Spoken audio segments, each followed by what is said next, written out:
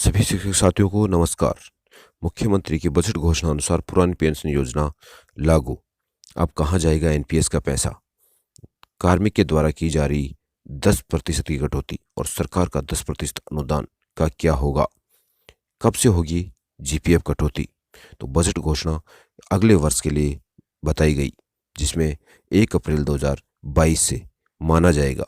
अतः जीपीएफ की कटौती भी 1 अप्रैल 2022 से ही एनपीएस को छोड़कर ओल्ड पेंशन स्कीम के तहत शुरू की जाएगी।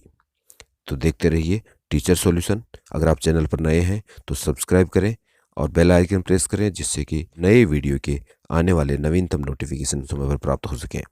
तो साथियों, इस ओल्ड पेंशन स्कीम का जो उल्लेख किया गया है वह संविधान की 7वीं अनुसूची के तहत राज्य सूची के विषयों में 42वें स्थान पर राज्य की पेंशनें अर्थात राज्य द्वारा या राज्य की संचित निधि में से संदाय पेंशन का उल्लेख किया गया है। इसके अलावा इसका अर्थ यह हुआ कि राज्य द्वारा अपने कार्मिकों को पेंशन देना राज्य सूची का अपना हिस्सा है, जिसमें केंद्र सरकार कोई हस्तक्षेप नहीं कर सकती है। 22 दिसंबर 2003 को जारी नई पेंशन प्रणाली हेतु केंद्र सरकार के संकल्प से यह प्रावधान किया गया था कि राज्य के लिए यह वैकल्पिक व्यवस्था होगी कि वे जब चाहें नई योजना को अपना सकते हैं।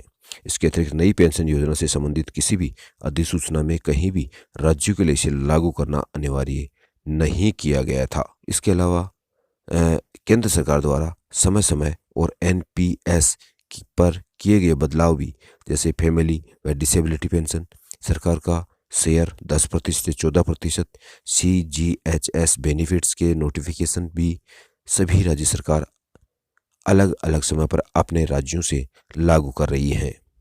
कोई भी राज्य सरकार अपने कर्मचारियों के लिए पुरानी पेंशन योजना लागू करने के लिए स्वतंत्र है।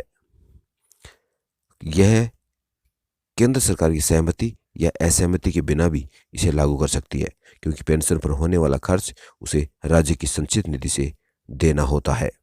अतः यहाँ पर पुरानी पेंशन स्कीम देने में पूरा राज्य पर निर्भर है। लेकिन यहाँ पर यही कारण है जिससे कि केंद्र सरकार द्वारा इस योजना को 1 जनवरी 2004 से केंद्रीय कर्मियों पर अनिवार्य रूप से लागू करने के बाद भी अधिकांश राज्यों में पुरानी पेंशन योजना ही लागू रही है। नागालैंड, मिजोरम और मेघालय में पुरानी पेंशन योजना जिसमें पुरानी पेंशन योजना जहाँ 2010 तक लागू रही है, वहीं छत्तीसगढ़ में 2012 तक और केरल में 2013 तक। इसके अतिरिक्त पश्चिम बंगाल में पुरानी पेंशन योजना आज भी लागू है। कि इसकी कटौती कब से होगी? 1 अप्रैल 2022 से जीपीएफ की कटौती शुरू कर दी जाएगी। और अगर यहाँ पर जीपीएफ की दरों की बात करेंगे हम, तो वेतन पे मैट्रिक्स लेवल के अनुसार यहाँ पे कटौतियाँ शुरू होंगी, जिसमें बताया गया कि अंशदान की दरें क्या रहेंगी। यह 1 मार्च 2018 से प्रभावी हैं। पे मैट्रिक्स के अनुसार, जैसे जिसका 23,100 तक है अगर बेसिक, तो उसको 1,450 रुपये की कटौती की जाएगी। 23,101 से अगर 28,500 है तो उसके लिए 1,628 रुपये की कटौती होगी। 28,501 से अगर 38,500 तक है पे मैट्रिक्स में तो उसकी 2,100 रुपये कटौती की जाएगी। 38,501 से अगर 51,500 तक है तो उसकी 2,850 रुपये कटौती की जाएगी। और यही कटौती लगभग तृतीय श्रेणी अध्यापकों के लिए होगी, 2,850 रुपये। 51,501 से 62,000 तक के लिए यहाँ पर 3,575 रुपये की कटौती की जाएगी। 62,001 से 72,000 तक के लिए यहाँ पर 42 रुपये की कटौती की जाएगी। इसके अलावा 72,001 से 80,000 तक यहाँ पर 48 रुपये की कटौती की जाएगी। इस प्रकार की इन कटौतियों में यहाँ 80,001 से 1,16,000 तक यहाँ 6150 रुपये की कटौती की जाएगी। और 1,16,001 से 1,67,000 तक यहाँ 8,900 रुपये की कटौती की जाएगी।